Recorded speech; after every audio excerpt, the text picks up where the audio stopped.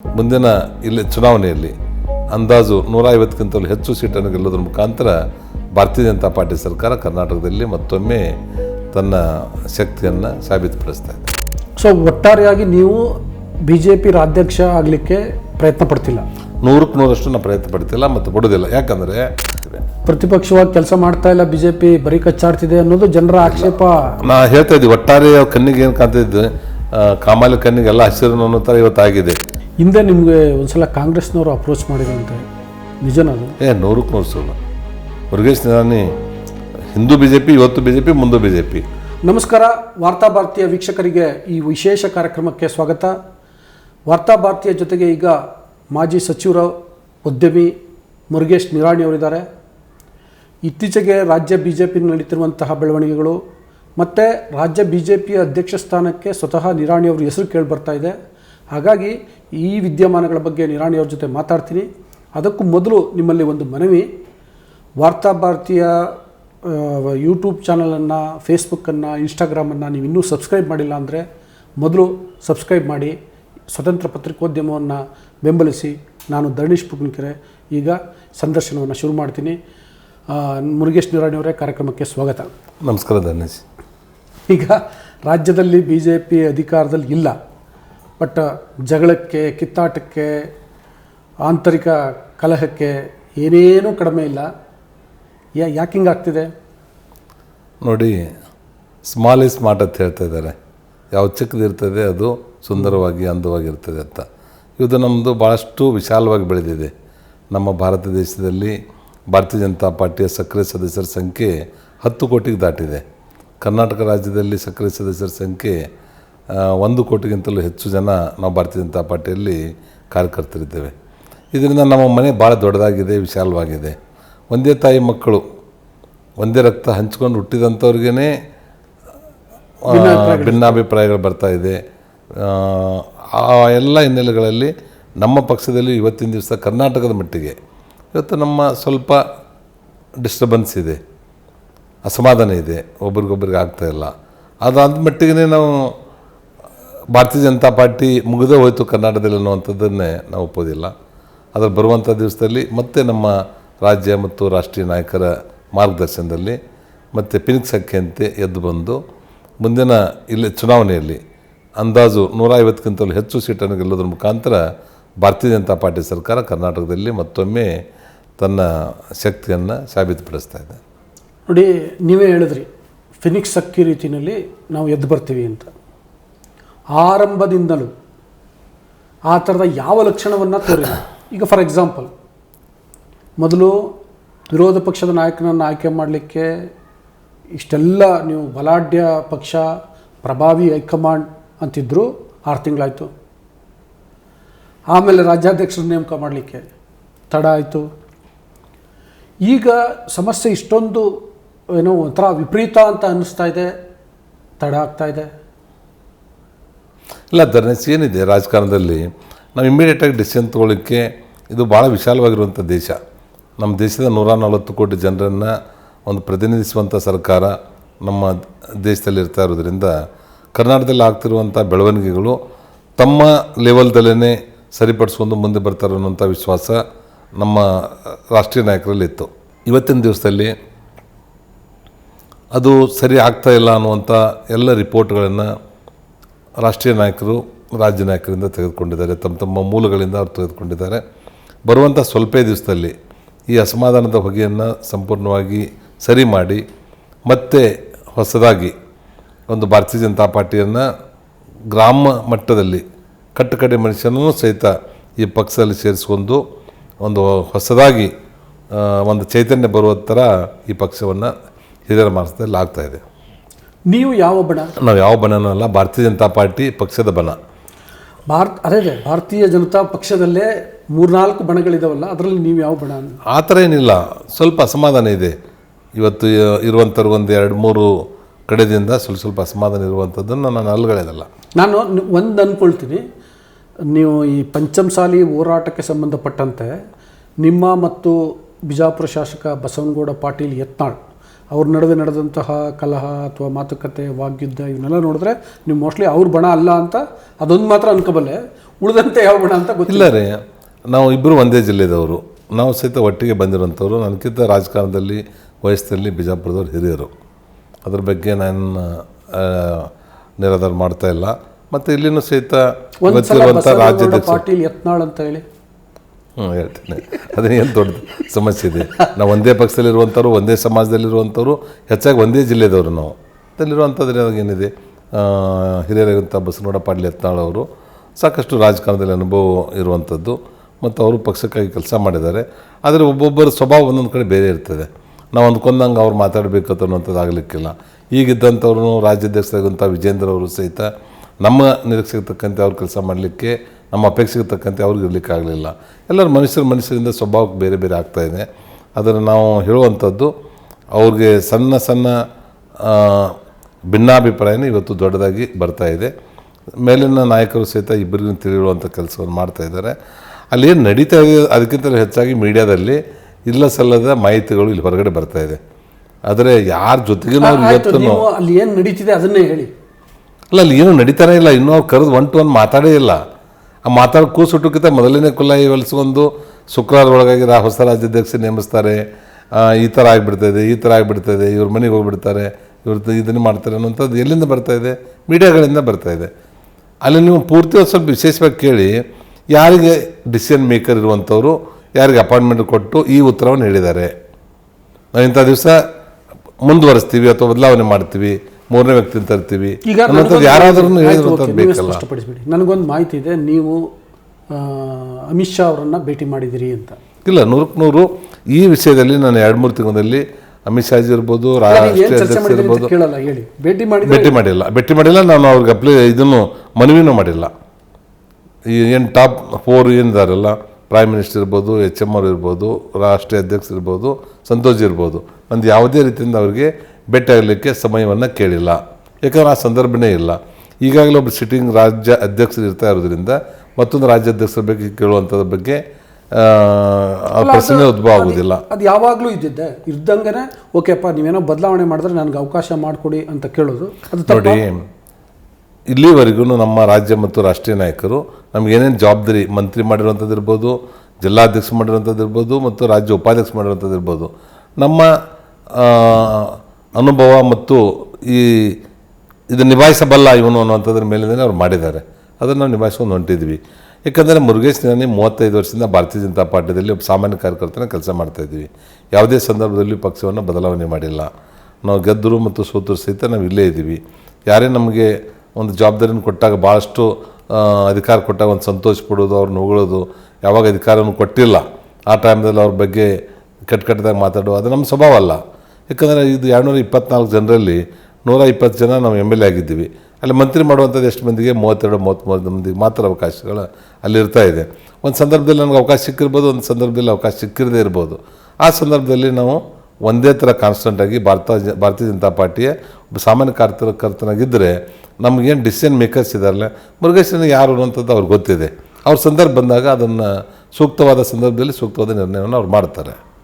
ನಿರಾಣಿ ಅವರೇ, ನೀವು ಸಾಮಾನ್ಯ ಕಾರ್ಯಕರ್ತ ಅಂತ ಹೇಳ್ಕೊಳ್ತೀರಿ, ಆದರೆ ಪ್ರತಿ ಸಲ BJPನಲ್ಲಿ ಈ ರೀತಿ ಏನಾದರೂ ಕ್ರೈಸಿಸ್ ಆದಾಗ, ಅಂದರೆ ಫಾರ್ ಎಕ್ಸಾಂಪಲ್ ಮುಖ್ಯಮಂತ್ರಿ ಬದಲಾವಣೆ ಮಾಡುವಂಥ ಸಂದರ್ಭದಲ್ಲಿ, ಹಿಂದೆ 2008ರಿಂದ 2013 BJP ಸರ್ಕಾರ ಇತ್ತಲ್ಲ, ಆಗ ಉಪಮುಖ್ಯಮಂತ್ರಿ ಸೃಷ್ಟಿಸ್ತಾರೆ ಅನ್ನುವಂಥ ಸಂದರ್ಭದಲ್ಲಿ, ಇತ್ತೀಚೆಗೆ 2019ರಿಂದ ಮತ್ತು 2023ವರೆಗೆ ಸರ್ಕಾರ ಇತ್ತಲ್ಲ, ಆಗಲೂ ಉಪಮುಖ್ಯಮಂತ್ರಿ ಅಂತ ಅನ್ನೋ ಸಂದರ್ಭದಲ್ಲಿ, ರಾಜ್ಯಾಧ್ಯಕ್ಷ ಸಂದರ್ಭದಲ್ಲಿ ನಿಮ್ಮ ಹೆಸರು ಕೇಳಿಬರ್ತಿದೆ, ಈಗಲೂ ಕೇಳಿಬರ್ತಿದೆ. ನೋಡಿ, ನಾನು ಯಾವುದೇ ಸಂದರ್ಭದಲ್ಲಿ ಯಾರು ಬೇಕಾದಲ್ಲಿ ನೀವು ಕ್ರಾಸ್ ಚೆಕ್ ಮಾಡಿ. ನಾನು ಡೆಲ್ಲಿಯಲ್ಲಿ 4 ದಿವಸ ಇದ್ದೆ. ನಾನು ಇವತ್ತು ಬೆಳಿಗ್ಗೆ ಬಂದಿದ್ದೇನೆ. 4 ದಿವಸ ಇದ್ದರೆ ನಾನು ಯಾವುದೇ ಹಿರಿಯರಿಗೆ ಭೇಟಿಯಾಗಿಲ್ಲ. 4 ದಿವಸ ನಾವು invest energy week, India energy ವೀಕ್ದಲ್ಲಿ ನಾನು ಪಾಲ್ಗೊಂಡಿದ್ದೆ. ನಮ್ಮದು ವಾಲ್ಟ್ ಬಯೋ ಎನರ್ಜಿದು ನಮ್ಮದೇ ಉದ್ಯಮದ ಒಂದು ಸ್ಟಾಲ್ ಹಾಕಿದ್ದೀವಿ. ಅದರಲ್ಲಿ ನಮ್ಮ ಪೆಟ್ರೋಲಿಯಂ ಮಿನಿಸ್ಟ್ರು ಸಹಿತ ಅಲ್ಲಿ ಅಟೆಂಡ್ ಮಾಡಿದರು, ನಮ್ಮದು ಸ್ಟಾಲಿಗೂ ಸಹಿತ ಬಂದಿದ್ದರು. ಅಲ್ಲಿ ಸಾಕಷ್ಟು ಕಲೀಲಿಕ್ಕೆ, ನಾವು ಬಯೋ ಎನರ್ಜಿ ಬಗ್ಗೆ ಕಲೀಲಿಕ್ಕೆ ಬಹಳಷ್ಟು ಅವಕಾಶಗಳಿತ್ತು. ಭಾಳ ಇಂಟ್ರೆಸ್ಟಿಂಗ್ ಸಬ್ಜೆಕ್ಟ್ ಇರ್ತಾ ಇರೋದ್ರಿಂದ ಅಲ್ಲಿದ್ದೆ. 4 ದಿವಸ ಇದ್ರೂ ಹಿರಿಯರು ಭೇಟಿ ಆಗಲಿಲ್ಲ ಅನ್ನೋದ್ರ ಸಲುವಾಗಿ ನಿನ್ನೆ ಸಾಯಂಕಾಲ 8 ಗಂಟೆಗೆ ನಾನು ಪ್ರಹ್ಲಾದ್ ಜೋಶಿ ಅವ್ರ ಕಡೆ ನಮ್ಮದು ಫ್ಯಾಕ್ಟ್ರಿದು ಏನೇ ಕೆಲಸ ಹೇಳಿದೆ ಅದು ಮಾಡಿಕೊಟ್ಟಿದ್ರು, ಧನ್ಯವಾದ ಹೇಳಿಕ್ಕೆ ಹೋಗಿದ್ದೆ. ಅದ್ರ ಭಾಳ ಮೀಟಿಂಗ್ದಲ್ಲಿ ಬ್ಯುಸಿ ಇದ್ದರು, ಅಷ್ಟೇ 1 ನಿಮಿಷದಲ್ಲಿ ಚೀಟಿ ಕೊಟ್ಟು ಕಳಿಸಿದೆ. ನಂದೇನೂ ಕೆಲಸ ಇಲ್ಲ, ಒಂದು ಥ್ಯಾಂಕ್ಸ್ ಹೇಳಿಕ್ಕೆ ಬಂದಿದೆ, ನಾನು ಮತ್ತೆ ಮುಂದಿನ ವಾರದಲ್ಲಿ ಭೇಟಿ ಆಗ್ತೀನಿ ಅಂತೇಳಿ ಅವ್ರು ಧನ್ಯವಾದ ಚೀಟಿಯಲ್ಲಿ ಅದು ಸಮಕ್ಷ 1 to 1 ಇಲ್ಲ ಹೇಳಿ ನಾನು ಹೊರಗಡೆ ಬಂದೆ. ಯಾರನ್ನೂ ಭೇಟಿಯಾಗುವಂಥ ಪ್ರಯತ್ನವನ್ನು ಮಾಡಿಲ್ಲ, ಮಾಡೋದೇ ಇಲ್ಲ ಈ ವಿಷಯ ಸಂಬಂಧಪಟ್ಟಂತೆ.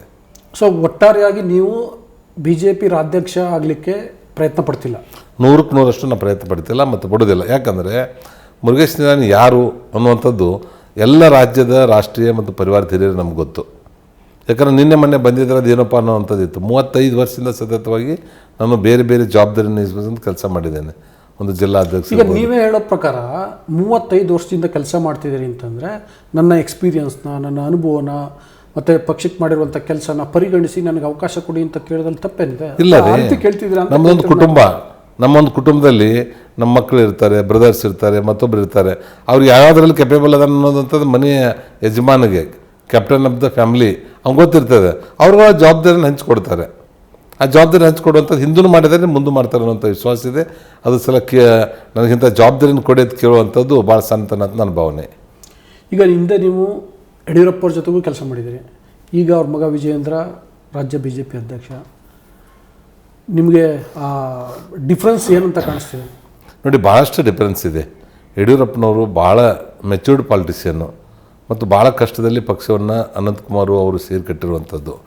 ಆ ಸಂದರ್ಭದಲ್ಲಿ ಏನೂ ಪಕ್ಷದಲ್ಲಿ ಇರದೇ ಇದ್ದಾಗ ಅವರು 35 ವರ್ಷ ನಮ್ಮ ತಿಳುವಳಿಕೆ ಬಂದಾಗ ಅವ್ರು ನಮ್ಮ ಉತ್ತರ ಕರ್ನಾಟಕದಲ್ಲಿ ಚುನಾವಣೆ ಪ್ರಚಾರಕ್ಕಾಗಿರ್ಬೋದು, ಬೇರೆ ಬೇರೆ ಕಾರ್ಯಕ್ರಮದಲ್ಲಿ ಬಂದಾಗ ಅವ್ರ ಎದುರುಗಡೆ ಒಂದು 100 ಜನ ಸಹಿತ ಸೇರ್ತಿರಲಿಲ್ಲ. ಆ ಸಂದರ್ಭದಲ್ಲಿ ಆ 100 ಜನಕ್ಕೂ ಸಹಿತ ಒಂದು ದೊಡ್ಡ 10,000 ಜನ ಕೂಡಿದಾಗ ಏನು ಭಾಷಣ ಮಾಡಬೇಕಿತ್ತು ಆ ಥರ ಭಾಷಣ ಮಾಡಿರುವಂಥದ್ದು ನೋಡಿದ್ದೀವಿ. ಬಸ್ಸಲ್ಲಿ ಅಡ್ಡಾಡಿರುವಂಥದ್ದು ನೋಡಿದ್ದೀವಿ. ಒಂದು IB ಸಿಗದೇ ಇರುವಂಥ ಪರಿಸ್ಥಿತಿಯನ್ನು ನೋಡಿದ್ದೀವಿ. ರಾತ್ರಿ ಊಟಕ್ಕೆ ಆಗದಿರುವಂಥದ್ದು ಬಸ್ ಸ್ಟ್ಯಾಂಡ್ದಲ್ಲಿ ಅವ್ರು ಕಾಲ ಕಳೆದಿರುವಂಥದ್ದನ್ನು ನಾವು ಕಣ್ಮುಂದೆ ನೋಡಿದ್ದೀವಿ. ಆದರೆ ಇವತ್ತು ವಿಜೇಂದ್ರಿಗೆ ಆ ಪರಿಸ್ಥಿತಿ ಇಲ್ಲ. ಒಬ್ಬ ರಾಜ್ಯದ ಮುಖ್ಯಮಂತ್ರಿ ಮಗ, ಒಬ್ಬ ಲಿಂಗಾಯತು ಮತ್ತು ಎಲ್ಲ ಸಮಾಜವನ್ನು ಒಟ್ಟಿಗೆ ತೆಗೆದುಕೊಂಡು ಹೋಗಿರುವಂಥ ಮಾಸ್ ಲೀಡರ್ ಮಗ ಅನ್ನುವಂಥದ್ದು ಇದೆ.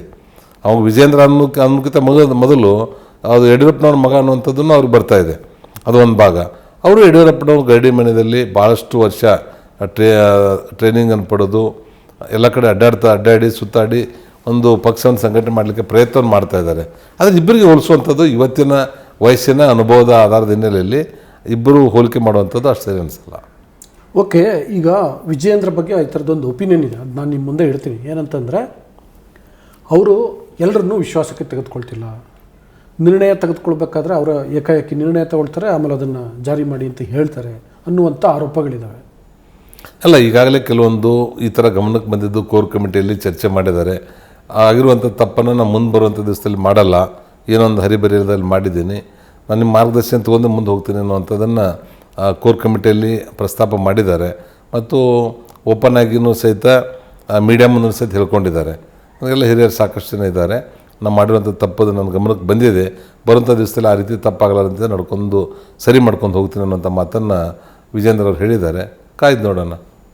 ಅಲ್ಲ, ಈಗ ವಿಜೇಂದ್ರ ಆ ಮುಖಾಂತರ ನಿಮಗೆ ವಿಜೇಂದ್ರಗೆ ಮತ್ತೆ ಅವಕಾಶ ಸಿಗಬಹುದು ಅನ್ನುವಂಥದ್ದೇನಾದರೂ ಆ ಸಾಧ್ಯತೆಗಳು ಕಾಣಿಸ್ತಿದ್ದಾವೆ ನಿಮಗೆ?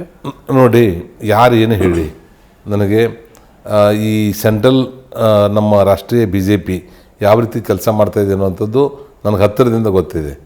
ಯಾವುದೇ ರಾಜ್ಯಾಧ್ಯಕ್ಷ ಮಾಡಲಿ, ನಾಮಿನೇಟ್ಗಳನ್ನು ಮಾಡಲಿ, ಮುಖ್ಯಮಂತ್ರಿಗಳನ್ನು ಮಾಡಲಿ, ಉಪಮುಖ್ಯಮಂತ್ರಿ ಮಾಡಲಿ, ಅಥವಾ ಮಂತ್ರಿಮಂಡಲದ ಒಂದು ಎಕ್ಸ್ಪಾನ್ಷನ್ ಏನೇ ಮಾಡಲಿ, ಯಾರಿಗೂ ಹೇಳಲ್ಲ ಅವರು. ಟಕ್ ಅಂತೇಳಿ 1 hour ಬಿಫೋರ್ ಒಂದು ಪಾಕೆಟ್ದಲ್ಲಿ ಹಾಕಿ ಇಂಥವ್ರ ಹೆಸರು ಅನೌನ್ಸ್ ಮಾಡಿರಿ ಅಂತೇಳಿ ನಮ್ಮ ಇನ್ಚಾರ್ಜ್ ಅವ್ರ ಕಡೆ ಕೊಟ್ಟು ಆ ರಾಜ್ಯಗಳಿಗೆ ಕಳಿಸ್ಕೊಡುವಂಥದ್ದು ನಾವು ನೋಡ್ತಾ ಬಂದಿದ್ದೀವಿ. ಮೊನ್ನೆ ಮುಖ್ಯಮಂತ್ರಿ ಅನೌನ್ಸ್ ಆಗುವಾಗ ಯಾರಿಗೆ ಗೊತ್ತಿತ್ತು ಯಾರ ಹೆಸರು ಬರ್ತಾಯಿತ್ತು, ಯಾರ್ಯಾರೋ ಹೆಸರು ಓಡಾಡ್ತಾಯಿತ್ತು. ಆ 1 hour ಬಿಫೋರ್ ಮಾತ್ರ ಅನೌನ್ಸ್ ಆಯಿತು. ಅದೇ ರೀತಿ ರಾಜ್ಯಾಧ್ಯಕ್ಷರದ್ದು ಸಹಿತ 1 hour ಬಿಫೋರ್ ಮಾತ್ರ ಅನೌನ್ಸ್ ಆಯಿತು. ಇವತ್ತೂ ಇರುವಂಥ ರಾಜ್ಯಾಧ್ಯಕ್ಷರನ್ನ ಮುಂದುವರಿಸ್ತಾರೋ ತೆಗಿತಾರೋ ಅಥವಾ ಆ ಜಾಗಕ್ಕೆ ಯಾರು ಬರ್ತಾರೆ ಅನ್ನುವಂಥದ್ದು ಸಹಿತ ಕ್ವಶನ್ ಮಾರ್ಕ್ ಇದೆ. ನಾವೆಲ್ಲರೂ ಅಂತ್ಯಕಂತಿನ ಮಾತಾಡ್ಬೋದೇ ಹೊರತು ನಿಶ್ಚಿತವಾಗಿ ಹೇಳಿಕೆ ಯಾರ ಕಡೆಯಿಂದನೂ ಸಾಧ್ಯ ಇಲ್ಲ. ಯಾವ ರೀತಿ ಶಂಕದಿಂದ ಬಂದ್ರೆ ತೀರ್ಥ ನಾವು ಗಣನೆಗೆ ತೊಗೋತೀವಿ, ಆ ರೀತಿ ದೊಡ್ಡವರು 3-4 ಮಂದಿ ಬಾಯಿಂದ ಬಂದಾಗ ಮಾತ್ರ ಅದು ತೀರ್ಥ ಆಗ್ಲಿಕ್ಕೆ ಸಾಧ್ಯದ. ಇವತ್ತೇನು ಮೀಡಿಯಾಗಳಲ್ಲಿ ಹರಿದಾಡ್ತಾ ಇದೆ ವಿಷಯಗಳು, ಇಂಥವ್ರು ಚರ್ಚೆಯಲ್ಲಿದೆ, ಇಂಥವ್ರದ್ದಿಲ್ಲ ಅನ್ನುವಂಥದ್ದು, ಅವೆಲ್ಲ ಸತ್ಯಕ್ಕೆ ದೂರವಾಗಿರುವಂಥದ್ದು. ಅವರು ಕೊನೆಯ ಮೂಮೆಂಟ್ದಲ್ಲಿ ಮುಂದುವರಿಸಿದ್ರೂ ಆಶ್ಚರ್ಯ ಪಡೋಂಗಿಲ್ಲ, ಬದಲಾವಣೆ ಮಾಡಿ ಮೂರನೇ ವ್ಯಕ್ತಿನ ತಂದು ಕುಣಿಸಿದ್ರೂ ಆಶ್ಚರ್ಯ ಪಡೋಂಗಿಲ್ಲ. ಈಗ ನೀವು ಹೇಳ್ದಲ್ಲ ನನಗೆ ಬಿ ಜೆ ಪಿ ಹೇಗೆ ಕೆಲಸ ಮಾಡುತ್ತೆ ಅಂತ ಗೊತ್ತು ಅಂತ. ಅದೇ ನಿಮಗಿರುವಂತಹ ನೆಟ್ವರ್ಕು ಮತ್ತು ನೆಟ್ವರ್ತ್ ಎರಡರ ಕಾರಣಕ್ಕೆ ನಿಮ್ಮನ್ನು ಅಂದರೆ ನೀವು ಪ್ರಯತ್ನ ಪಡ್ತಿದ್ದೀರಿ ಅಂತನೋ ಅಥವಾ ಪಕ್ಷ ನಿಮ್ಮನ್ನು ಪರಿಗಣಿಸ್ತಿದೆ ಅಂತನೋ ಚರ್ಚೆಗಳಾಗ್ತಿದ್ದಾವೆ. ಅದು ನನ್ನ ಹೆಸರನ್ನು ಅದರಲ್ಲಿ ಬರ್ತಾ ಇರುವಂಥದ್ರಲ್ಲಿ ಚರ್ಚೆಗಳಾಗ್ತಾ ಇರುವಂಥ ವಿಷಯ ಪ್ರಿಂಟ್ ಮೀಡಿಯಾ ಎಲೆಕ್ಟ್ರಾನಿಕ್ಸ್ ಮೀಡಿಯಾದಲ್ಲಿ ನಾನು ನೋಡ್ತಾ ಇದ್ದೇನೆ. ಆದರೆ ನಾನು ನೀವು ಬೇಕಾದಲ್ಲಿ ಕ್ರಾಸ್ ಚೆಕ್ ಮಾಡ್ಕೊಳ್ಳಿ, ನಾನು ಯಾರ ಕಡೆದಿಂದನೂ ಈ ವಿಷಯವನ್ನು ಪ್ರಸ್ತಾವನೆಯನ್ನು ಮಾಡಿಲ್ಲ. ಯಾಕಂದ್ರೆ ಮಾಡೋದೇ ಇಲ್ಲ ನಾನು. ಯಾಕಂದರೆ ನಾನು ಹೊಸದಾಗಿದ್ದರೆ ಮುರುಗೇಶ್ ನಿರಾಣಿ ನನಗೆ ಇಂಥದ್ದು ಬೇಕು ಅಂತ ಹೇಳ್ಬೋದು. ಧರ್ಮೇಶ್ ಮುಂದೆ ನಾನು ಏನು ಅನ್ನೋದು ಗೊತ್ತಿದ್ದಾಗ ಧರ್ಮೇಶ್ಗೆ ನಾನು ಹೇಳೋದೇನಿದೆ, ನನ್ನ ಕೆಪೇಬಲ್ ಇದ್ದರೆ ಮಾಡ್ತಾರೆ, ನನಗಿಂತ ಹೆಚ್ಚಿನ ಕೆಪೇಬಲ್ ಇದ್ದರೆ ಅವ್ರನ್ನ ಮಾಡಿರ್ತಾರೆ. ನಮಗೆ ಯಾರಿಗೇ ಮಾಡಲಿ, ವಿಜೇಂದ್ರ ಮುಂದುವರ್ಸಿದ್ರು ಬತ್ತು ಅಥವಾ ಬಸವನಗೌಡ ಪಾಟೀಲ್ ಹತ್ನಾಳಿಗೆ ರಾಜ್ಯದಲ್ಲಿ ಕೊಡೋದು ಬತ್ತು. ಕೆಲವೊಮ್ಮೆ ಅಪಾತ್ರರಿಗೂ ಅವಕಾಶಗಳು ಸಿಕ್ಬಿಡ್ತವೆ. ನಿಜವಾಗ್ಲೂ ಅರ್ಹರು ಇರ್ತಾರೆ, ಅವ್ರಿಗೆ ಅವಕಾಶಗಳು ಸಿಗಲ್ಲ, ಅಧಿಕಾರಿಗಳು ಸಿಗಲ್ಲ, ಜವಾಬ್ದಾರಿಗಳು ಸಿಗಲ್ಲ. ಅದಕ್ಕೆ ಹೇಳ್ತಿಲ್ಲ, ಹಣೆ ಬರ ಅನ್ನೋಂಥದ್ದೊಂದು ಇರ್ತದೆ. ಅದು ಹಣೆ ಬರದಲ್ಲಿ ಬರ್ಸ್ಕೊಂಡು ಬರಬೇಕಿಲ್ಲ ಕೆಲವೊಂದು ಕಡೆ. ಅದು ನಮ್ಮ ಹತ್ರ ಇಷ್ಟೇ, ಅವ್ರು ಯಾರಿಗೇ ಕೊಡಲಿ, ಈಗ ಇದ್ದವ್ರನ್ನೇ ಮುಂದುವರಿಸಲಿ ಅಥವಾ ಮತ್ತೊಬ್ಬರಿಗೆ ಕೊಡಲಿ ಅಥವಾ ಮೂರನೇ ವ್ಯಕ್ತಿಗೆ ಕೊಡಲಿ, ಇಲ್ಲಿನ ಅಪೇಕ್ಷಿತರದಲ್ಲಿದ್ದಾರೆ, ಯಾರಿಗೇ ಕೊಟ್ಟರು ಸಹಿತ ನಮಗೆ ಪಕ್ಷ ಏನು ಜವಾಬ್ದಾರಿ ಕೊಡ್ತೈತಿ ಅದನ್ನು ತನುಮನಧನದಿಂದ ನಾವು ಸಪೋರ್ಟ್ ಮಾಡಿ ಹೆಗಲು ಕೊಟ್ಟು ಕೆಲಸ ಮಾಡಿ ಮುಂದಿನ ಚುನಾವಣೆಯಲ್ಲಿ ಅತಿ ಹೆಚ್ಚು ಸಂಖ್ಯೆಯಲ್ಲಿ ನಾವು ಆರಿಸ್ತರುವಂಥ ಪ್ರಯತ್ನ ನಾನು ಮಾಡ್ತೇನೆ. ಜೊತೆಗೆ ನಿಮ್ಮ ಸ್ನೇಹಿತರ ಹೆಸರು ಒಂದು ಕೇಳಿಬರ್ತಿದೆ, ಬಸವರಾಜ ಬೊಮ್ಮಾಯಿ ಅವರ ಹೆಸರು. ಬಸವರಾಜ ಬೊಮ್ಮಾಯಿ ಅವರು ಕೆಪೇಬಲ್ ಇದ್ದಾರೆ, ಅವ್ರ ಕಡೆ ಅಡ್ಡ ಹಾಕೋಂಗಿಲ್ಲ. ಯಾಕಂದರೆ ಅವರೊಬ್ಬ ರಾಜ್ಯದ ಹಿಂದಿನ ಮುಖ್ಯಮಂತ್ರಿ ಅವ್ರ ಮಗ, ಅವ್ರ ತಂದೆಯವರು ಸಹಿತ SR ಬೊಮ್ಮಾಯಿಯವರು ಕೇಂದ್ರದ ಸಚಿವರಾಗಿ ಕೆಲಸ ಮಾಡಿರುವಂಥವ್ರು, ಅವ್ರ ತಂದೆಯವರು ವಕೀಲರಾಗಿದ್ದಂಥವ್ರು, ಒಂದು ಒಳ್ಳೆಯ ಹೆಸರಿತ್ತು ಜನತಾದಳದಲ್ಲಿ. ಅದಾದ ನಂತರ ಬಸವರಾಜ ಬೊಮ್ಮಾಯಿಯವರು ಸಹಿತ ಒಬ್ಬ ಪದವೀಧರ, ಸಾಕಷ್ಟು ಅನುಭವ ಇರುವಂಥವ್ರು, ಸಾಕಷ್ಟು ಪಕ್ಷದಲ್ಲಿ ಏಳು ಬೀಳುಗಳನ್ನು ನೋಡಿರುವಂಥವ್ರು. ಮತ್ತು ಅವರು ಒಂದು ಶಾಸಕರಾಗಿ, ಗೃಹ ಸಚಿವರಾಗಿ, ನೀರಾವರಿ ಮಂತ್ರಿಗಳಾಗಿ ಮತ್ತು ಮುಖ್ಯಮಂತ್ರಿಯಾಗಿ ಒಳ್ಳೆಯ ಕೆಲಸವನ್ನು ಮಾಡಿರುವಂಥದ್ದು ಎಲ್ಲರಿಗೂ ಗೊತ್ತಿರುವಂಥದ್ದು. ಅವರು ಸಹಿತ ಈ ಜವಾಬ್ದಾರಿಯನ್ನು ಪಕ್ಷ ಕೊಟ್ಟರೆ ಒಳ್ಳೆ ರೀತಿಯಿಂದ ನಿಭಾಯಿಸ್ತಾರೆ ಅನ್ನೋಂಥ ನನಗೂ ಕಾನ್ಫಿಡೆನ್ಸ್ ಇದೆ. ನಾನು ಯಾಕೆ ಬಸವರಾಜ ಬೊಮ್ಮಾಯಿ ಅವ್ರಿಗೆ ಕೇಳಿದೆ ಅಂದರೆ, ಹಿಂದೆ ಈ ಬಿ ಜೆ ಪಿನಲ್ಲಿ ಮೊದಲಿಗೆ BB ಶಿವಪ್ಪ, ಯಡಿಯೂರಪ್ಪ, ಈಶ್ವರಪ್ಪ ಇವ್ರನ್ನ ಸೆಟ್ ದೋಸೆ ಅಂತಿದ್ರು. ಆಮೇಲೆ ಸ್ವಲ್ಪ ದಿನ ಯಡಿಯೂರಪ್ಪ, ಅನಂತಕುಮಾರ್, ಶಂಕರಮೂರ್ತಿ ಇವ್ರನ್ನ. ಹಂಗೆ ಇತ್ತೀಚಿನ ವರ್ಷಗಳಲ್ಲಿ ನಿಮ್ಮನ್ನು ಅಂದರೆ ಪಾಪ ಉಮೇಶ್ ಕತ್ತಿ ಅವ್ರು ತೀರ್ಕೊಂಡ್ಬಿಟ್ಟಿದ್ದಾರೆ. ನೀವು ಎಲ್ಲರೂ ಉತ್ತರ ಕರ್ನಾಟಕದವರು ಮತ್ತು ಯಡಿಯೂರಪ್ಪ ಅವರ ಬೆಂಬಲ ಇರೋ ಕಾರಣಕ್ಕೆ ನೀವು ಬೊಮ್ಮಾಯಿ, ಉಮೇಶ್ ಕತ್ತಿ ಅವ್ರ ಬಗ್ಗೆ ಹಂಗೆಲ್ಲ ಮಾತಾಡ್ತಿದ್ರು. ಹಾಗಾಗಿ ನೀವು ಹೆಚ್ಚು ಆತ್ಮೀಯರಿರ್ಬೋದು, ನಿಮಗೆ ಅವರ ಪ್ರಯತ್ನಗಳು ಅಥವಾ ಅವರ ಮೀನಿನ ಹೆಜ್ಜೆಗಳು ಗೊತ್ತಿರ್ಬೋದು ಅನ್ನೋ ಕಾರಣಕ್ಕೆ ಕೇಳಿದೆ ನಾನು. ಅಲ್ಲ ನೋಡಿ, ನಾವು ಯಡಿಯೂರಪ್ಪ ಅವ್ರು ನಮಗೆ ಒಂದು ರೋಲ್ ಮಾಡಲ್ ರಾಜಕಾರಣದಲ್ಲಿ. ಒಂದು ಜೀರೋದಿಂದ ತಂದು ಈ ಮಟ್ಟಕ್ಕೆ ತರಬೇಕಾದಂದರೆ ಭಾಳ ಪರಿಶ್ರಮವನ್ನು ವಹಿಸಿದ್ದಾರೆ. ತಪ್ಪುಗಳು ಇರ್ತಿರ್ಬೋದು, ಏನೇನೋ ಬೇರೆ ಬೇರೆದವ್ರು ಮಾತಾಡುತ್ತಾನೆ ಏನೋ ಇರ್ಬೋದು, ಅದ್ರ ಬಗ್ಗೆ ನಾನು ಹೇಳೋದಿಲ್ಲ. ಹಸು ಏನು ತಿಂತೈತೆ ಅನ್ನೋಂಥದ್ದು ಮುಖ್ಯ ಅಲ್ಲ, ಅದು ಏನು ಕೊಡ್ತೈತೆ ಅನ್ನೋದೇ ಮುಖ್ಯ. ಹಂಗೆ ಯಡಿಯೂರಪ್ಪನವ್ರು ನಮ್ಮ ಪಕ್ಷಕ್ಕಾಗಿ ಏನು ಕೊಟ್ಟಿದ್ದಾರೆ ಅನ್ನೋಂಥದ್ದನ್ನು ಮುಖ್ಯ ಆಗುತ್ತೆ. ಕೆಲವೊಂದು ಸಂದರ್ಭದಲ್ಲಿ ಅವ್ರು ನಮ್ಮ ಪಕ್ಷ 4 ಕಡೆ ಕರ್ನಾಟಕದಿಂದ ಆರಿಸ್ತರಲಿಕ್ಕೆ ಅಂದ್ರೆ ಅವ್ರ ಪಾತ್ರ ಭಾಳ ದೊಡ್ಡದಿದೆ. ಅದೇ ದಕ್ಷಿಣ ಭಾರತದಲ್ಲಿ ಉಳಿದ ರಾಜ್ಯಗಳಲ್ಲಿ ಯಾಕಾಗಲಿಲ್ಲ ಆಗಿಲ್ಲ, ಅದು ಒಂದಿದೆ.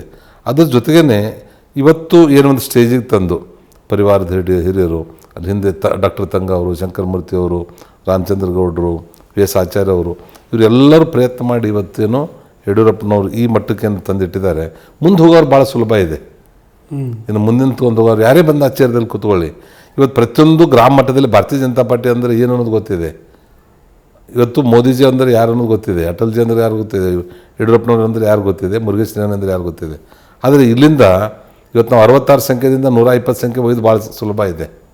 ಆವಾಗ 1-2 ಸಂಖ್ಯೆಯಿಂದ 120 ಭಾಳ ಕಷ್ಟ ಇತ್ತು. ಇದರಿಂದ ಈಗಾಗಲೇ ಒಂದು ಭಾರತೀಯ ಜನತಾ ಪಾರ್ಟಿಯ ಸಿಂಬಾಲನ್ನು ಎಲ್ಲರೂ ನೋಡಾಗಿದೆ. ನಾವು 28ಕ್ಕೆ 25 ಸೀಟ್ ಗೆದ್ದಿದ್ದೀವಿ. ಒಂದು ಇಂಡಿಪೆಂಡೆಂಟು, ಒಂದು ದಳ, ಒಂದು ಕಾಂಗ್ರೆಸ್. ರಾಜ್ಯದ ವಿಷಯಕ್ಕೆ ಬಂದರೆ ಭಾರತೀಯ ಜನತಾ ಪಕ್ಷ ಎಕ್ಸ್ಪೋಸ್ ಆಗಿಬಿಟ್ಟಿದೆ. 2 ಸಲ ಅಧಿಕಾರ ಕೊಟ್ಟಾಗಲೂ ಕಚ್ಚಾಡಿಕೊಂಡು, ರೆಸಾರ್ಟ್ ರಾಜ ಮಾಡಿಕೊಂಡು, ಭಿನ್ನಾಭಿಪ್ರಾಯ ಮಾಡಿಕೊಂಡು, ಆಪರೇಷನ್ ಕಮಲ ಮಾಡಿಕೊಂಡು ಬರೇ ಇದೇ ಮಾಡಿಬಿಟ್ಟಿದೆ. ಎಲ್ಲ ಆಗಿದೆಯಲ್ಲ, ಇದು ಒಂದು ಹರಿವು ನೀರಿದ್ದಾಗೆ. ಆ ಥರ ಇದ್ದಂಥವ್ರು ಮತ್ತೆ ರಿಟೈರ್ಡ್ ಆಗ್ತಾರೆ, ಮುಂದೆ ಹೋಗ್ತಾರೆ, ಮತ್ತು ಹೊಸ ಚಿಗುರು ಬರ್ತಾಯಿದೆ. ಹಳೆ ಬೇರು ಹೊಸ ಚಿಗುರು ಅನ್ನೋ ಥರ ಅದು ರೊಟೇಷನ್ ಆಗ್ತಾ ಇರ್ತದೆ, ಹಗಲು ರಾತ್ರಿ. ಹಂಗಾದಾಗ ಈಗ ಮತ್ತೊಂದು ಹೊಸ ಟೀಮ್ ಬರ್ತಾಯಿದೆ ಮುಂದೆ ಬರುವಂಥದ್ರಲ್ಲಿ. ಅಟಲ್ಜಿ ಹೋದ್ಮೇಲೆ ನಮ್ಮ ದೇಶದ ಗತಿ ಏನಪ್ಪ, BJP ಗತಿ ಏನಪ್ಪ ಅನ್ನೋಂಥ ಒಂದು ಕ್ವಶನ್ ಮಾರ್ಕ್ ಇತ್ತು. ಅದನ್ನೆಲ್ಲ ಮೀರಿಸುವಾಗೆ ನಮ್ಮ ನೆಚ್ಚಿನ ಪ್ರಧಾನಮಂತ್ರಿಗಳು ನಮ್ಮ ದೇಶವನ್ನು ಜಗತ್ತಿನ ನಕ್ಷೆಯಲ್ಲಿ ತೊಗೊಂಬರ್ತಾ ಇದ್ದಾರೆ.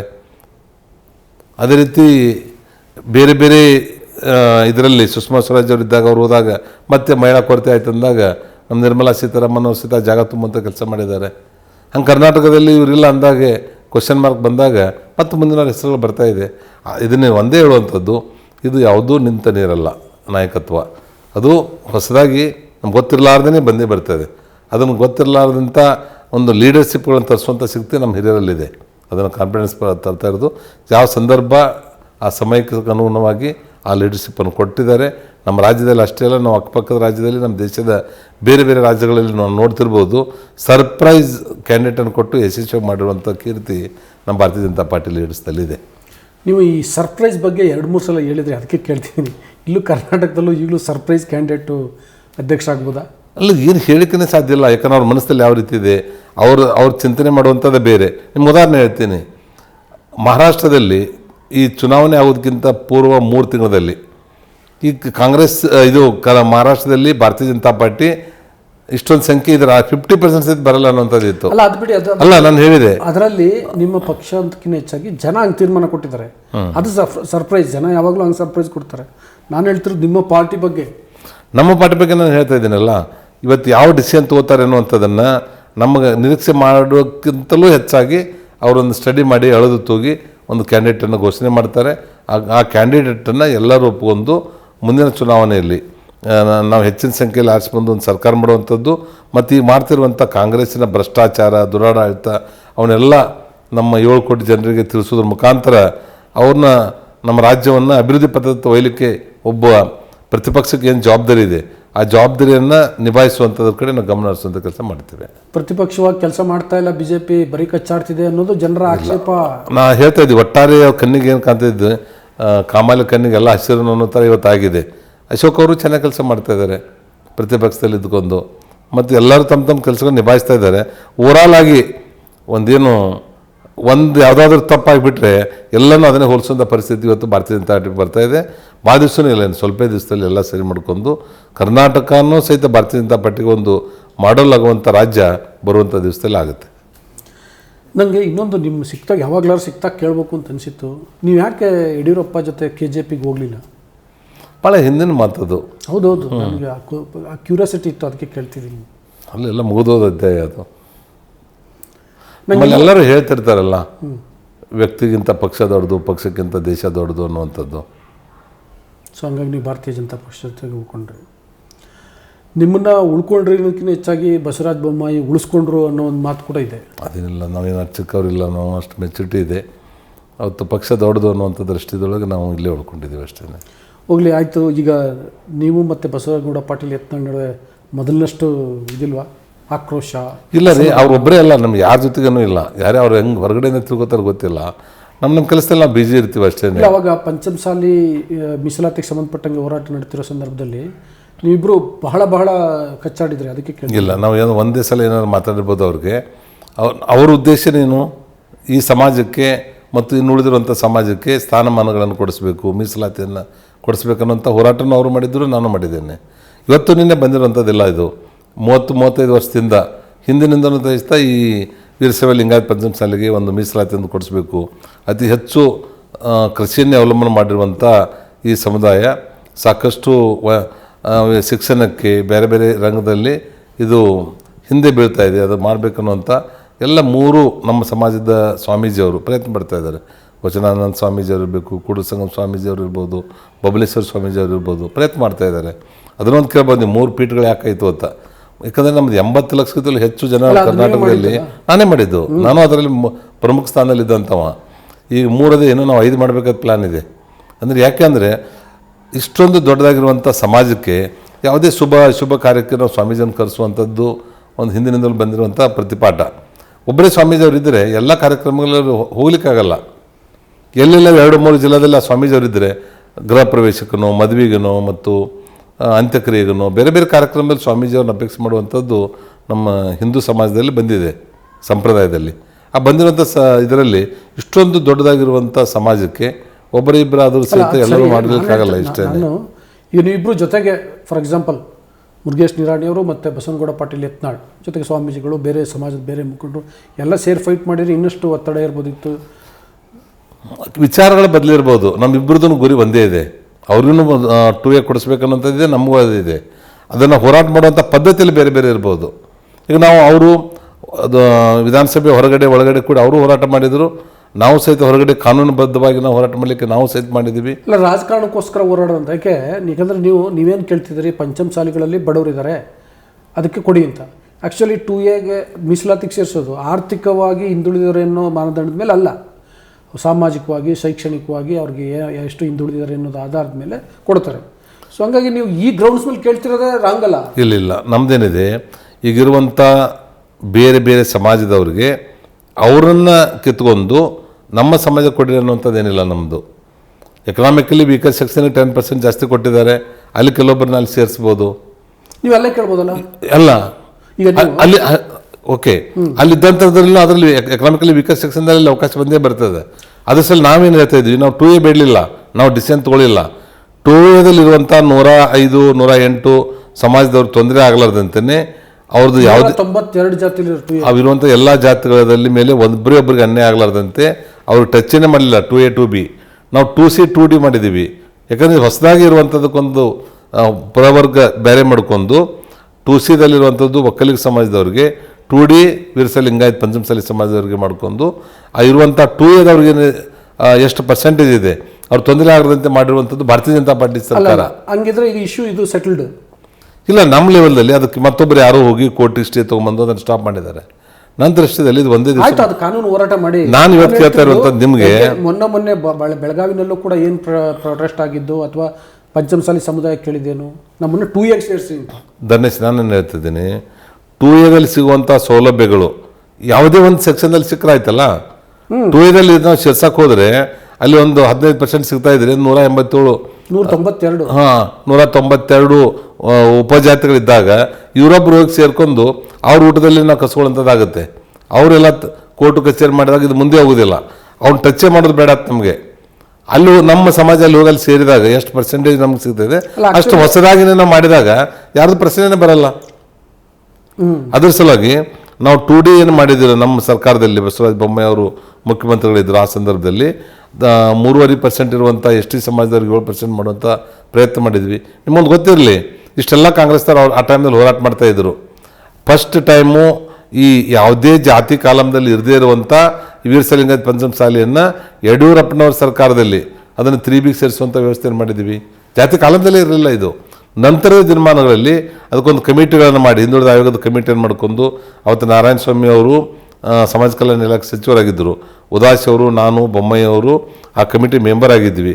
ಅವತ್ತು ಅದನ್ನು 3Bಗೆ ಸೇರಿಸ್ಕೊಂಡು 2A ಮಾಡ್ಕೊಳ್ಳಿಕ್ಕೆ ರೆಕಮೆಂಡೇಶನ್ ಮಾಡಿ ಆ ಕಮಿಟಿ ಫಾರ್ಮ್ ಮಾಡಿದ್ವಿ. ಅದನ್ನು ಸ್ಟಡಿ ಮಾಡಲಿಕ್ಕೆ ಒಂದು 6 ತಿಂಗಳು ಸಮಯ ಬೇಕಂದರು. ಅಷ್ಟರಲ್ಲಿ ಹೋರಾಟ ಪ್ರಯತ್ನ ಮಾಡಿದರು. ನಾನು CC ಪಾಟೀಲ್ ಅವ್ರು ಹೋಗಿ ಗ್ರೌಂಡ್ದಲ್ಲಿ ಲಕ್ಷಾಂತರ ಜನ ನಮ್ಮ ಸಮಾಜದ ಬಂಧುಗಳು ಬಂದಿದ್ದರು. ನಾವು 3 ಮಂತ್ಸ್ ಟೈಮ್ ಕೇಳಿದ್ದೀವಿ, ಕೈ ಮುಗಿದು ಕೇಳಿದ್ದೀವಿ. ಅದನ್ನು ಅವರು ಸ್ಟಡಿ ಮಾಡುವಂಥ ರಿಪೋರ್ಟ್ ಕೊಡಲಿಕ್ಕೆ 3 ಮಂತ್ಸ್ ಟೈಮ್ ಕೇಳ್ತಾಯಿದ್ದಾರೆ, 6 ತಿಂಗಳು ಕೇಳ್ತಾ ಇದ್ದಾರೆ. ನಾವು ರಿಕ್ವೆಸ್ಟ್ ಮಾಡಿ ಹೆಚ್ಚಿನ ಜನ ಅವ್ರು ಕೊಟ್ಟು 3 ತಿಂಗಳಲ್ಲಿ ಅದನ್ನು ರಿಪೋರ್ಟ್ ತರಿಸಿ ನಾಳೆ ಯಾರೇ ಕೋರ್ಟಿಗೆ ಹೋದ್ರೂ ಅದು ಸ್ಟ್ಯಾಂಡ್ ಆಗಲಾರ್ದಂತೆ ಮಾಡಿಕೊಡ್ತೀವಿ ಕೊಡು ಅಂದಾಗ, ಇವ್ರು ಕಾಂಗ್ರೆಸ್ನವರು ಇವತ್ತೇ ಬೇಕು, ಇವತ್ತು ನಮ್ಮ ಲೆಟ್ರ್ ತಂದು ಕೊಟ್ಟಾಗ ನಾವು ಇಲ್ಲಿದ್ದ ಉಪವಾಸದಿಂದ ಹೇಳ್ತೀವಿ, ನಾವು ವಿಧಾನಸಭೆಯನ್ನು ಮುತ್ತಿಗೆ ಹಾಕ್ತೀವಿ ಅಂತ ಹೇಳಿ ಅಂತ ಮಾತಾಡಿದರು. ನಾನು ಇವತ್ತು ಕೇಳ್ತೀನಿ. ಆಮೇಲೆ ಭಾಳಷ್ಟು ಜನ ನಾನು ರಿಪೀಟು ಮಾಡಿದ್ದೀನಿ, ನನಗೆ ಚಾಲೆಂಜು ಮಾಡಿದ್ದಾರೆ ಆ ಮೀಟಿಂಗ್ದಲ್ಲಿ. ನೀವು 3B 2A ಮಾಡಿಸ್ಕೊಟ್ರೆ ನಾನು ನಿಮಗೆ ಬೆಳೆ ಹಾಕೊಂಡ ತಂದು ಕೊಡ್ತೀನಿ, ನೀವು ನಿಮ್ಮ ಕೈಲಿ ಮಾಡಲಿಲ್ಲ ನಮ್ಮ 3 ತಿಂಗಳಲ್ಲಿ ನಾವು ಮಾಡಿಸ್ಕೊಡ್ತೀವಿ, ನಮಗೆ ಬಂಗಾರದ ಬೆಳೆ ಕೊಡ್ರಿ ಅನ್ನೋಂಥದ್ದನ್ನು ಚಾಲೆಂಜ್ ಮಾಡಿದರು. ಎಲ್ಲರಿಗೂ ಸಾಮೂಹಿಕವಾಗಿ ಮೀಡಿಯಾ ಮುಂದೆ ಹೇಳಿದರು. ನಾ ಬರೀ ಒಂದು ಜೋಡು ಬಂಗಾರ ಬೆಳೆ ಎಲ್ಲ 1 kg ನಾನು ತಂದು ಕೊಟ್ಟು ನಮ್ಮ ಸಮಾಜದವ್ರು 16,000 ಮಂದಿನ ಕೂಡಿಸಿ ನಿಮ್ಗೆ ಸನ್ಮಾನ ಮಾಡ್ತೀನಿ ಅನ್ನೋಂಥ ಮಾತನ್ನು ಹೇಳಿದ್ದೆ. ಆದರೆ ಎಲ್ಲಿಗ 2 ವರ್ಷ ಆಗ್ಲಿಕ್ಕೆ ಬಂತು. ಈ ಸರ್ಕಾರ ಬಂದು 3 ತಿಂಗಳಲ್ಲಿ ಮಾಡಿಕೊಡ್ತೀನಿ ಅಂದವರು ಅವರೊಬ್ಬರೇ ಇಲ್ಲ, ಅವ್ರ ಜೊತೆಗಿರುವಂಥ ಎಲ್ಲ ನಮ್ಮ ಸ್ನೇಹಿತರು. ನಾನು ಸ್ವಾಗತ ಮಾಡ್ತೀನಿ, ಇವತ್ತಿಗೂ ಹೇಳ್ತೇನೆ, ಇನ್ನೂ 4-5 ತಿಂಗಳು ಟೈಮ್ ತೊಗೊರಿ, 2A ಮಾಡಿಕೊಡ್ರಿ. ನಾನು 10,000ಕ್ಕಿಂತಲೂ ಹೆಚ್ಚು ನಮ್ಮ ಸಮಾಜದವ್ರನ್ನ 3 ಸ್ವಾಮೀಜಿಯವ್ರನ್ನ ಕರ್ಕೊಂಬಂದು ನಮ್ಮ ಈಗಿರುವಂಥ CM ಅವರು ಮತ್ತು ಮಾಜಿ CM ಅವ್ರು ಕೂಡಿಸಿ ಒಂದು ಅದ್ದೂರಿಯಾಗಿ ಅವ್ರ ಸನ್ಮಾನ ಮಾಡ್ತೀನಿ. ಈಗ ನಾನು ಮತ್ತೆ ರಾಜಕಾರಣಕ್ಕೆ ಬರ್ತೀನಿ. ಹಿಂದೆ ನಿಮಗೆ ಒಂದ್ಸಲ ಕಾಂಗ್ರೆಸ್ನವರು ಅಪ್ರೋಚ್ ಮಾಡಿದ್ರಂತೆ, ನಿಜನಾ ಅದು? 100ಕ್ಕೆ 100 ಸುಳ್ಳು. ಮುರುಗೇಶ್ ನಿರಾಣಿ ಹಿಂದೂ BJP, ಇವತ್ತು BJP, ಮುಂದೆ BJP. ಅಲ್ಲಲ್ಲ, ನಾನು ನೀವು ಹೋಗ್ತೀರಾ ಅಂತ ಕೇಳಲಿಲ್ಲ, ಕಾಂಗ್ರೆಸ್ ಇಲ್ಲ ಯಾರು ಮಾಡಿಲ್ಲ ಪಾಪ ಅವ್ರಿಗೆ ಅವ್ರು ಯಾರ್ದೋ ಹೆಸರು ತಂದು ಏನೋ ಮಾಡೋಂಥದ್ದಲ್ಲ. ಅದು ಅವ್ರಿಗೆ ಗೊತ್ತಿದೆ ಸ್ಟ್ರಿಕ್ಟಾಗಿ ಮುರುಗೇಶ್ ನಿರಾಣಿ ಆ ಕಡೆ ಈ ಕಡೆ ಹೋಗೋದಿಲ್ಲ ಅನ್ನೋಂಥದ್ದು. ಅದ್ರ ಸಲ ಭಾಳ ಫೋರ್ಮ್ ಇದ್ದೀವಿ, ನಾವು ಇಲ್ಲೇ ಇರುವಂಥದ್ದು. ಮುರುಗೇಶ್ ನಿರಾಣಿ ಅವ್ರಿಗೆ ರಾಜಕಾರಣ ಫಸ್ಟಾ ಉದ್ಯಮ ಫಸ್ಟಾ? ಇಲ್ಲ, ಈಗ ನೋಡಿ, ನಾನು 50-50 ಮಾಡ್ಕೊಂಡು ಬರ್ತಾಯಿದ್ದೆ, ರಾಜಕಾರಣ ಮತ್ತು ಉದ್ಯೋಗ. ಇವತ್ತು ನಮ್ಮಿಬ್ಬರು ಮಕ್ಕಳು ಮತ್ತು ನಮ್ಮ ಸಹೋದರ 100% ಆಗಿ ನಮ್ಮ ಉದ್ಯೋಗವನ್ನು ನೋಡ್ಕೊಂಡು ಹೋಗುವಂಥ ಶಕ್ತಿಯುತರವರಾಗಿದ್ದಾರೆ. ಅದ್ರ ಸಲುವಾಗಿ ನಾನು 100% ಇವತ್ತು ರಾಜಕಾರಣ ಮಾಡ್ತಾಯಿದ್ದೀನಿ. ಯಾವುದೇ ರೀತಿ 24/7 ನನಗೇನು ಜವಾಬ್ದಾರಿಯನ್ನು ಕೊಟ್ಟಿರ್ತಾರೆ ಅದನ್ನು ನಾನು ನ್ಯಾಯಯುತವಾಗಿ ಅದಕ್ಕೊಂದು ನ್ಯಾಯ ಸಿಗೋದು ಕಡೆ ನಾನು ಪ್ರಯತ್ನ ಮಾಡ್ತೀನಿ. ಮತ್ತು ಯಾವಾಗಾದರೂ ನಮ್ಮ ಉದ್ಯಮದಲ್ಲಿ ನಮ್ಮ ಇರುವಂಥ ಡೈರೆಕ್ಟ್ರು ನನಗೇನಾದರೂ ಸಲಹೆಗಳನ್ನು ನಿರ್ಧಾರ ತೆಗೆದುಕೊಳ್ಳುವಾಗ ಏನಾದರೂ ನನ್ನ ಸಲಹೆ ಕೇಳಿದರೆ ಅವ್ರಿಗೆ ನಾನು ಸಲಹೆ ಕೊಡುವಂಥದ್ದು ಮಾಡ್ತೀನಿ. ಆದರೆ ಇವತ್ತಿನ ಪರಿಸ್ಥಿತಿಯಲ್ಲಿ ನಾನು ಸಂಪೂರ್ಣವಾಗಿ 100% ನಾನು ರಾಜಕಾರಣಕ್ಕೆ ಹೆಚ್ಚಿನ ಒತ್ತನ್ನು ಕೊಡ್ತೇನೆ. ಈಗ ನೀವು 100% ನಾನು ರಾಜಕಾರಣಕ್ಕೆ ಒತ್ತು ಕೊಡ್ತೀನಿ ಅನ್ನೋದೇ ಒಂದು ಸಂದೇಶನ ಪಾರ್ಟಿಗೆ, ನೋಡಿಯಪ್ಪ ಬಳಸ್ಕೊಳ್ಳಿ ನನ್ನನ್ನು ಅಂತ. ಸರ್, ಅವ್ರಿಗೆ ಗೊತ್ತಿದೆ ನಮ್ಮ ರಾಜ್ಯ ಮತ್ತು ರಾಷ್ಟ್ರೀಯ ನಾಯಕರಿಗೆ ಅವ್ರು ಯಾರ್ಯಾರು ಕೆಪೇಬಲ್ ಅದಾರ ಅನ್ನೋಂಥದ್ದು ಗೊತ್ತಿದೆ. ಆ ಹಿನ್ನೆಲೆ ಒಳಗೆ ಅವ್ರು ಮಾಡ್ತಾರೆ. ಮುರುಗೇಶ್ ನಿರಾಣಿ ಅವರು ಒಬ್ಬರು ಉದ್ಯಮದಾರರು, ಸಮಯ ಕೊಡ್ಲಿಕ್ಕೆ ಆಗ್ತದಿಲ್ಲ ಅನ್ನೋಂಥದ್ದು ಮೀಡಿಯಾಗಳ ಕಡೆನೇ ಹೆಚ್ಚಿದೆ. ನಮ್ಮ ಕಡೆ ನೋಡಿದ್ದೀವಿ. ನೋಡಿ, 10 ಕೆಲಸ ಮಾಡೋನೇ 11 ಕೆಲಸ ಮಾಡೋದು, ನಿಮ್ಗೆ ಗೊತ್ತಿರಲಿ. 10 ಕೆಲಸ ಒಂದು ಕೆಲಸ ಮಾಡಲಾರ್ದ ಅವ್ರು ಸಮಯನೇ ಇರಲ್ಲ. ಪ್ರಧಾನಮಂತ್ರಿ ಅವ್ರಿಗೆ 24 ಗಂಟೆ ಇದೆ, ಅವರೇ ಮತ್ತೊಂದು ಹೆಚ್ಚಿನ ಕೆಲಸವನ್ನು ಮಾಡುವಂಥದ್ದು. ಟೈಮ್ ಮ್ಯಾನೇಜ್ಮೆಂಟ್ದಲ್ಲಿ ಡಿಸಿಪ್ಲಿನ್ ತಂದು ಅದನ್ನು ಉಪಯೋಗ ಮಾಡ್ಕೊಂಡು ಮಾಡುವಂಥದ್ದು. ಇವತ್ತು ನೀವು ಹೇಳಿ, ಒಂದು ಫಸ್ಟ್ ಜನ್ರೇಷನ್ದಲ್ಲಿ ಅತಿ ಚಿಕ್ಕ ಸಕ್ಕರೆ ಕಾರ್ಖಾನೆಯನ್ನು ಪ್ರಾರಂಭ ಮಾಡಿ ದೇಶದ ಅತಿ ದೊಡ್ಡ ಸಕ್ಕರೆ ಕಾರ್ಖಾನೆ ನಾನು ಮಾಡಿದ್ದೇನೆ. ಅದ್ರ ಜೊತೆಗೇ ಇವತ್ತು ಆತ್ಮನಿರ್ಭರ ಭಾರತದಲ್ಲಿ ನಮ್ಮ ಪ್ರಧಾನಮಂತ್ರಿಗಳು ನಿತಿನ್ ಗಡ್ಕರಿ ಅವರು ಏನೋ ಒಂದು ಘೋಷಣೆಯನ್ನು ಮಾಡಿದರು. ಅದನ್ನು ಫಸ್ಟ್ ಟೈಮ್ ನಾನು ಇಂಪ್ಲಿಮೆಂಟ್ ಮಾಡಿದ್ದು ದೇಶದಲ್ಲಿ ಮುರುಗೇಶ್ ನಿರಾಣಿ.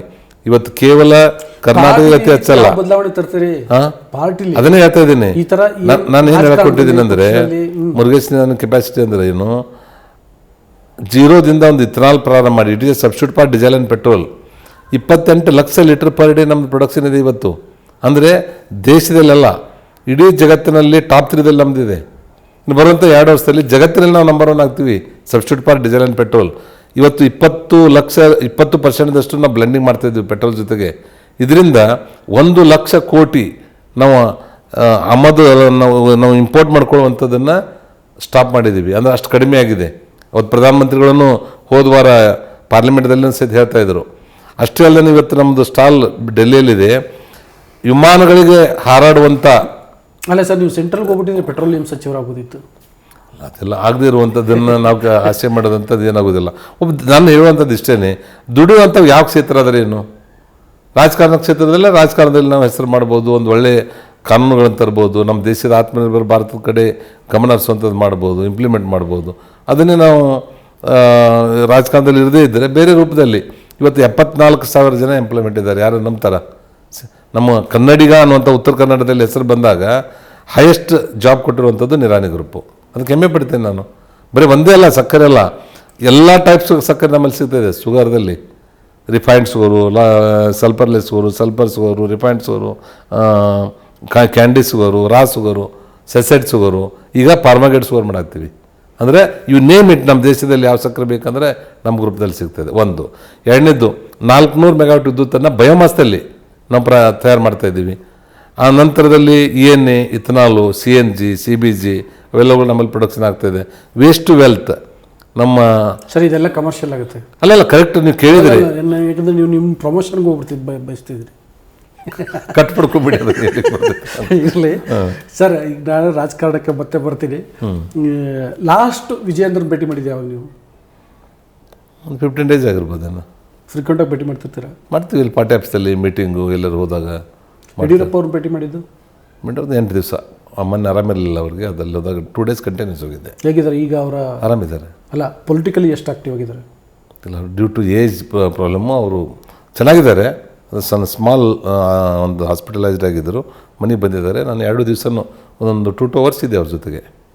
ನಿಮ್ಮ ಮಕ್ಕಳು ಪಾಲಿಟಿಕ್ಸ್? ನಮ್ಮ ಮಕ್ಕಳು 100ಕ್ಕೆ 100% ಪಾಲಿಟಿಕ್ಸ್ಗೆ ಬರೋದಿಲ್ಲ. ಇನ್ನೂ ಜಾಸ್ತಿ 100ಕ್ಕೆ 100% ಬರೋದಿಲ್ಲ ಅಂತ. ಅವ್ರು ತಮ್ಮ ವೈಯಕ್ತಿಕ ಉದ್ಯೋಗದಲ್ಲೇ ಅವ್ರು ಬ್ಯುಸಿಯಾಗಿದ್ದಾರೆ ಮತ್ತು ಅದರಲ್ಲಿ ಆನಂದ ಪಡ್ತಾರೆ. ಅದನ್ನೇ ಭಾಳ ಎತ್ತರಕ್ಕೆ ಬೆಳೆಸುವಂಥದ್ದನ್ನು ಅದರಲ್ಲಿದ್ದಾರೆ ಮತ್ತು ಇಂಡಸ್ಟ್ರಿ ಮಟ್ಟದಲ್ಲಿ ಕೆಪೇಬಲ್ ಇದ್ದಾರೆ. ಸರ್, ಈಗ ಫೈನಲಿ ನೀವೇ ಹೇಳ್ತಿದ್ದಂಗೆ 30-35 ವರ್ಷದಿಂದ ಬಿ ಜೆ ಪಿಲಿದ್ದೀರಿ, ಒಂದೇ ಪಕ್ಷದಲ್ಲಿದ್ದೀರಿ, ಮತ್ತು ಬೇರೆ ಬೇರೆ ಹುದ್ದೆಗಳನ್ನು ಜವಾಬ್ದಾರಿಗಳನ್ನು ನಿಭಾಯಿಸಿದ್ದೀರಿ. ಹಾಗಾಗಿ ನಿಮಗೆ ಒಂದು ಕನ್ಸರ್ನ್ ಇರುತ್ತೆ ತಾನೆ. ಇಷ್ಟೆಲ್ಲ ರಾಜ್ಯ ಬಿ ಜೆ ಪಿನಲ್ಲಿ ನಡೀತಿರುವಂಥ ಸಂದರ್ಭದಲ್ಲಿ ಲಾಸ್ಟಲ್ಲಿ ನಿಮ್ಗೆ ಏನು ಹೇಳಬೇಕು ಅಂತ ಅನ್ಸುತ್ತೆ? ಬಿ ಜೆ ಪಿ ಹೇಗಿರಬೇಕು ಅಂತ ಅನ್ಸುತ್ತೆ? ಧನ್ಯೇಶ್ ಅವರೇ, ಭಾರತೀಯ ಜನತಾ ಪಾರ್ಟಿ ಹುಟ್ಟಿದ್ದು ನಿನ್ನೆ ಮೊನ್ನೆ ಅಲ್ಲ. ಇದಕ್ಕೊಂದು ತಮ್ಮದೇ ಆಗಿರುವಂಥ ತತ್ವ ಸಿದ್ಧಾಂತ, ನಮ್ಮ ದೇಶ ಆಗಿರಬೇಕು, ನಮ್ಮ ದೇಶ ಜಗತ್ತಿನಲ್ಲಿ ಯಾವ ಸ್ಥಾನಮಾನದಲ್ಲಿರಬೇಕು, ನಾವು ಮತ್ತೊಬ್ಬರಿಗೆ ಆದರ್ಶವಾಗಿ ಆಗಿರಬೇಕು ಅನ್ನುವಂಥದ್ದನ್ನು ಹಿಂದಿನ ನಮ್ಮ ಸಂಘದ ಹಿರಿಯರು ಮತ್ತು ಭಾರತೀಯ ಜನತಾ ಪಾರ್ಟಿಯ ಹಿರಿಯರು ಕಟ್ಟಿಕೊಟ್ಟಿರುವಂಥದ್ದು. ಇವತ್ತೇನು ನಮ್ಮ ಪಕ್ಷದಲ್ಲಿ ಸ್ವಲ್ಪ ಹಿಂದೆ ಮುಂದೆ ಆಗ್ತಾ ಇರ್ಬೋದು, ಆ ಹಿಂದೆ ಪಕ್ಷ ಕಟ್ಟಿರುವಂಥ ಜೀವಂತಿರುವಂಥ ಬೇಜಾರು ಆಗ್ತಾ ಇರ್ಬೋದು. ಲಕ್ಷಾಂತರ ಕಾರ್ಯಕರ್ತರು ಏನೂ ಅಧಿಕಾರ ಸಿಗದೇ ಇರುವಂಥ ಮತ್ತು ಜನಪ್ರತಿನಿಧಿಗಳಾಗದೇ ಇರುವಂಥವರು ಭಾಳಷ್ಟು ಜನ ನಮ್ಮಲ್ಲಿದ್ದಾರೆ. ಅವರು ನಮ್ಮ ಈ ಕಚ್ಚಾಟವನ್ನು ನೋಡಿ ಬೇಸರ ಪಡುವಂಥವ್ರು ಇರ್ಬೋದು. ಅದನ್ನು ಎಲ್ಲರಿಗೂ ನಾನು ಹೇಳ್ತಾ ಇರುವಂಥದ್ದು, ಭಾರತೀಯ ಜನತಾ ಪಾರ್ಟಿ ಸ್ವಲ್ಪ ದಿವಸದಲ್ಲಿ ಕೇಂದ್ರದ ಮತ್ತು ರಾಜ್ಯದ ಹಿರಿಯರ ನೇತೃತ್ವದಲ್ಲಿ ಮತ್ತೆ ಇದನ್ನು ಸರಿ ಮಾಡ್ತಾರೆ, ಸರಿಯಾದ ವ್ಯಕ್ತಿಗಳಿಗೆ ಜವಾಬ್ದಾರಿ ಕೊಡ್ತಾರೆ. ಮತ್ತು ಏನು ನಮ್ಮ ಹಿರಿಯರು ಕನಸು ಕಟ್ಕೊಂಡು ಈ ಪಕ್ಷವನ್ನು ಕಟ್ಟಿದ್ದಾರೆ, ಅವ್ರ ಕನಸನ್ನು ನನಸಿಬಿಡುವಂಥ ಕಾಲ ಬೇಗ ಬರ್ತಾ ಇದೆ. ಅದು ಸಲುವಾಗಿ ನಮ್ಮ ರಾಜ್ಯದ ಯಾವುದೇ ಕಾರ್ಯಕರ್ತರು ಅಸಮಾಧಾನವಾಗಲಾರ್ದೇ, ನಿರಾಶೆ ಆಗಲಾರ್ದೇ ನೀವು ಒಗ್ಗಟ್ಟಾಗಿ ಮತ್ತು ಯಾರೇ ಪಕ್ಷದಲ್ಲಿರುವಂಥ ಕೊಂಕು ಮಾತುಗಳಿಗೆ ತಾವು ಕಿವಿಗೊಡಲಾರ್ದೇ ತಾವು ಮತ್ತೆ ಹೊಸ ಭಾರತೀಯ ಜನತಾ ಪಾರ್ಟಿ ಹಿರಿಯರ ಮಾರ್ಗದರ್ಶನದಲ್ಲಿ ಕಟ್ಟೋಣ, ಮತ್ತು ಭಾರತೀಯ ಜನತಾ ಪಾರ್ಟಿ ರಾಜ್ಯದಲ್ಲಿ ಅಧಿಕಾರಕ್ಕೆ ತರೋಣ. ಅದ್ರ ಜೊತೆಗೇ ಇವತ್ತು ಏನು ಭ್ರಷ್ಟ ಕಾಂಗ್ರೆಸ್ ಸರ್ಕಾರ ಯಾವುದೇ ರೀತಿ ಅಭಿವೃದ್ಧಿ ಮಾಡಲಾರ್ದೇ ಯಾವುದೇ ರೀತಿ ರಾಜ್ಯವನ್ನು ಒಂದು ಇವರ ಆಡಳಿತ ಅವಧಿಯಲ್ಲಿ 10 ವರ್ಷದಲ್ಲೂ ಹಿಂದೆ ಒಯ್ತಾ ಇದ್ದಾರೆ, ಅದನ್ನು ತಡೆದು ಒಂದು ಮಾದರಿ ರಾಜ್ಯವನ್ನಾಗಿ ನಾವು ನೆಲೆಕೊಂಡು ಮಾಡೋಣ. ತಾವೆಲ್ಲರೂ ಭಾರತೀಯ ಜನತಾ ಪಾರ್ಟಿ ಬಗ್ಗೆ ವಿಶ್ವಾಸವಿರಲಿ ಅಂತ ನಿಮ್ಮೆಲ್ಲರೂ ಕೈ ಜೋಡಿಸಿ ವಿನಂತಿ ಮಾಡ್ತೇನೆ. ನಮಗೆ ಇಂಟರ್ವ್ಯೂ ಕರೆದು ತಮ್ಮ ಜೊತೆಗೆ ಮಾತಾಡುವಂಥ ಅವಕಾಶ ಮಾಡಿಕೊಟ್ಟಿರುವಂಥ ಧನ್ಯೇಶ್ ಅವ್ರಿಗೂ ಸಹಿತ ಅಭಿನಂದನೆಗಳು. Thank you sir. Thank you very much Dhanyesh. ಇಷ್ಟು ಮುರುಗೇಶ್ ನಿರಾಣಿಯವರ ಮಾತುಗಳು. ಅವರು ರಾಜ್ಯ ಬಿ ಜೆ ಪಿನಲ್ಲಿ ಏನಾಗ್ತಿದೆ, ಹೈಕಮಾಂಡ್ ಯಾವ ರೀತಿ ನೋಡ್ತಾ ಇದೆ ಮತ್ತು ಯಾವ ರೀತಿ ಕೆಲಸ ಮಾಡ್ತಿದೆ, ಜೊತೆಗೆ ಉದ್ಯಮ ರಾಜಕೀಯ ಇವೆಲ್ಲ ಹೇಗಿರ್ತವೆ, ಹೇಗೆ ಬೆಸೆದುಕೊಂಡಿರ್ತವೆ, ಅವರ ನಿಲುವೇನು, ಪಾರ್ಟಿಯ ಬಗ್ಗೆ ಅವರ ನಿಲುವೇನು ಅನ್ನುವಂಥದ್ದೆಲ್ಲವನ್ನು ಕೂಡ ತಿಳಿಸ್ಕೊಟ್ಟಿದ್ದಾರೆ. ಇವು ನಿಮ್ಗೆ ಇಷ್ಟ ಆಗುತ್ತೆ ಅಂತ ನಾನು ಭಾವಿಸಿದ್ದೀನಿ. ಆ ಕಾರಣಕ್ಕೋಸ್ಕರ ನಿಮ್ಮಲ್ಲಿ ಒಂದು ಮನವಿ ಮಾಡ್ತಿದ್ದೀನಿ. ವಾರ್ತಾ ಭಾರತೀಯ ಎಲ್ಲ ಪ್ಲಾಟ್ಫಾರ್ಮ್ಗಳನ್ನು, ಯೂಟ್ಯೂಬನ್ನು, ಫೇಸ್ಬುಕ್ಕನ್ನು, ಇನ್ಸ್ಟಾಗ್ರಾಮನ್ನು ಸಬ್ಸ್ಕ್ರೈಬ್ ಮಾಡಿ, ಮೊದಲಿಗೆ ಲೈಕ್ ಮಾಡಿ, ಶೇರ್ ಮಾಡಿ, ಜೊತೆಗೆ ನಿಮ್ಮ ಅಭಿಪ್ರಾಯವನ್ನು ಕೂಡ ತಿಳಿಸಿ. ನಮಸ್ಕಾರ. ನಾನು ಧರಣೇಶ್ ಪುಕ್ಕನಕೆರೆ. ನಮ್ಮ ಕಾರ್ಯಕ್ರಮಗಳನ್ನು ನೀವು ನೋಡ್ತಾ ಇದ್ರೆ ನಮ್ಮ ಚಾನೆಲ್ ಅನ್ನ ಸಬ್ಸ್ಕ್ರೈಬ್ ಮಾಡಿ, ಪಕ್ಕದ ಬೆಲ್ ಐಕಾನ್ ಒತ್ತಿ ನಮ್ಮನ್ನ ಬೆಂಬಲಿಸಿ. ಹಾಗೆ ನಮ್ಮ ಕಾರ್ಯಕ್ರಮಗಳನ್ನ ಲೈಕ್ ಮಾಡಿ, ಕಮೆಂಟ್ ಮಾಡಿ, ಅದನ್ನ ಬೇರೆಯವರಿಗೂ ವಾಟ್ಸ್ಆಪ್ ಮೂಲಕ ಶೇರ್ ಮಾಡಿ. ನೀವು ಹೀಗೆ ಮಾಡಿದಾಗ ನಮ್ಮ ಚಾನೆಲ್ ಇನ್ನಷ್ಟು ಮತ್ತಷ್ಟು ಜನರಿಗೆ ತಲುಪಲು ನೀವು ನಮ್ಮೊಂದಿಗೆ ಸಹಕರಿಸಿದ ಹಾಗಾಗುತ್ತೆ. ಇದು ನೀವು ಯಾವುದೇ ಖರ್ಚಿಲ್ಲದೆ ಕೆಲವೇ ಸೆಕೆಂಡುಗಳಲ್ಲಿ ನೀಡಬಹುದಾದ ಸಹಕಾರ. ಧನ್ಯವಾದಗಳು.